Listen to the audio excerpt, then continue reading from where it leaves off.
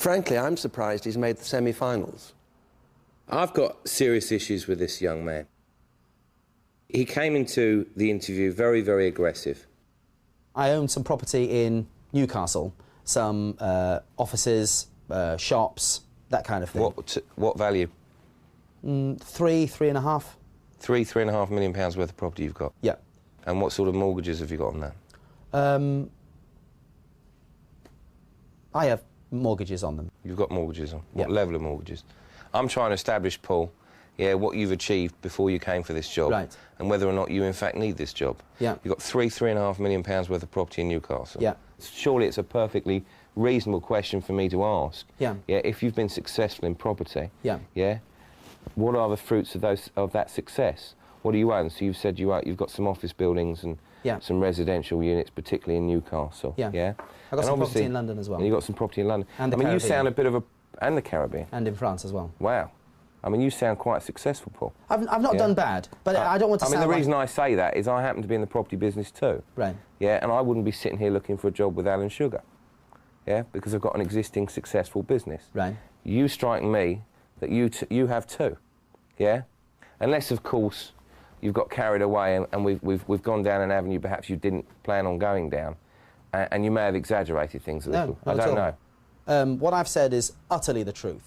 The fact that I'm not prepared to discuss finance should lead you to think that I'm not here for the cameras, but I'm here, you know, Well, it doesn't lead me to believe that at all, as it happens, but it doesn't matter. You've said in your...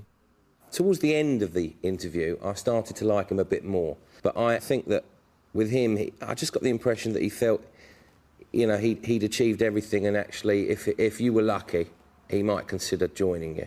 That's the impression I got. I see. I think that the fact that he's looking for someone shows that there is something that he's not happy with within his organisation. Why do you think that? Because he's going down this road. He's taking time out himself. I can imagine just how busy he is. I'd be quite intrigued to see that he's going to take someone off the street on an apprentice and actually start taking instructions or their view. I don't think he's too big for that. I think he's magnanimous enough to realise that if there's something wrong, and you see, I'm guilty of the same thing. When someone has their own company, it's their little baby. But it shows a lot about his character that he could stand back and say, right, I need someone to be able to look in here and say, right, what's the problem here? Why aren't we turning over dough all the time? So I'm a bit confused then, because I thought the name of the programme was The Apprentice. Right. I thought you were coming to learn. Yes, but in that case, why doesn't he get some spotty-faced teenager at 17 years old rather than someone that's 34 years old or 36 or 39 at 40? You tell me, it's called The Apprentice, that's what you've come here for. Yes, we've come here to be apprentices to Sir Alan, but by the same token, I think he wants someone with some experience. I think he got confused. I don't think he knows that he's here to be an apprentice. I think he's here, in fact, to be your troubleshooter, to help put all your wrongs and ills to right. Troublemaker, maybe. Well, maybe, but certainly the thing was he was here to fix the group's issues.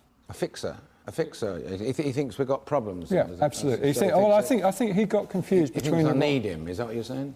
I think he is got confused... Is that the impression you got, that I need him? Yeah. Can I just say one thing in Paul's defence, yeah? Because I think he's taken a terrible hammering this afternoon.